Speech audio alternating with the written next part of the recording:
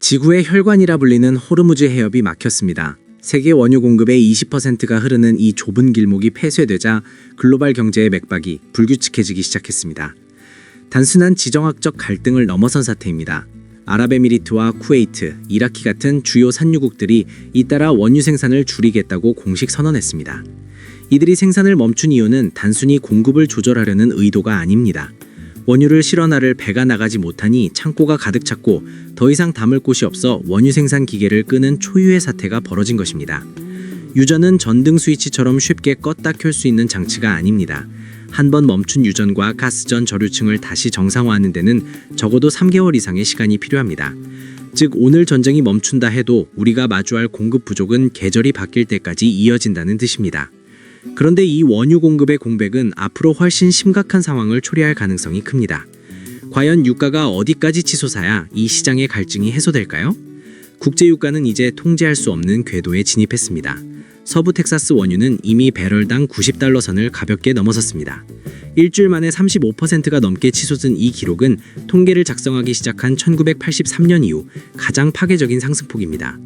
시장의 공포는 단순히 현재 가격에 머물지 않습니다. 골드만삭스는 이번 주 내로 세 자릿수 유가를 보게 될 것이라 경고했습니다. 카타르 에너지 장관의 입에서는 더 충격적인 숫자가 흘러나왔습니다. 수주 내에 배럴당 150달러라는 경험해보지 못한 영역으로 유가가 진입할 수 있다는 경고입니다. 유가가 20달러 오를 때마다 미국의 경제 성장률은 0.1%씩 깎여나갑니다. 반대로 물가는 0.4%씩 수직 상승합니다. 돈의 가치는 떨어지고 물건값 오르게 됩니다. 하지만 더 무서운 사실은 유가 폭등이 끝이 아니라는 점입니다. 지금 미국의 고용시장에서도 심각한 일이 벌어지고 있습니다. 지금 세계 경제에서 물가는 치솟는데 경기는 얼어붙는 스태그플레이션의 징후가 곳곳에서 포착됩니다. 최근 발표된 미국의 고용지표는 시장에 얼음물을 끼얹었습니다. 일자리가 늘어날 것이라는 기대를 저버리고 9만 개가 넘는 일자리가 순식간에 사라졌습니다. 물가를 잡기 위해 금리를 올리자니 가동을 멈춘 공장들이 비명을 지릅니다. 반대로 경기를 살리기 위해 금리를 내리자니 미쳐 날뛰는 유가가 물가를 더 자극할 것이 뻔합니다. 물가라는 열병과 경기 침체라는 오한이 동시에 찾아오는 이 상황은 1970년대 오일 쇼크의 악몽을 정확히 환기시킵니다. 당시 한국은 물가가 24% 폭등하고 경제 성장은 반토막이 났습니다. 그리고 50년이 지난 지금 그때보다 훨씬 더 허약해진 우리 경제 체력이 이 거대한 파고를 견뎌낼 수 있을지 의문이 커지고 있습니다.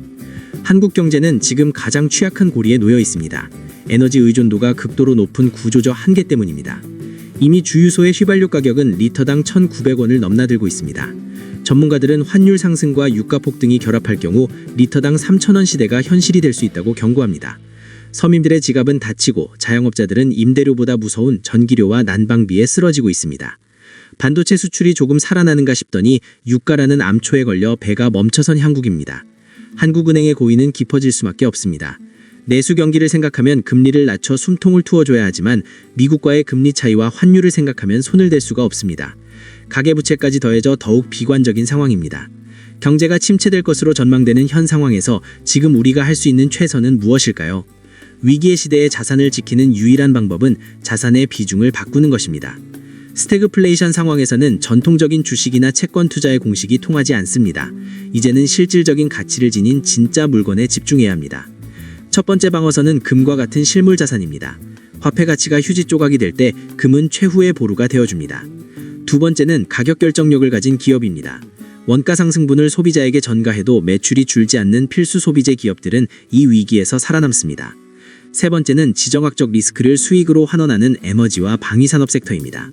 또한 인플레이션과 연동되어 원금이 보호되는 물가 연동 채권이나 기축통화인 달러를 확보하는 전략도 고려할 수 있습니다.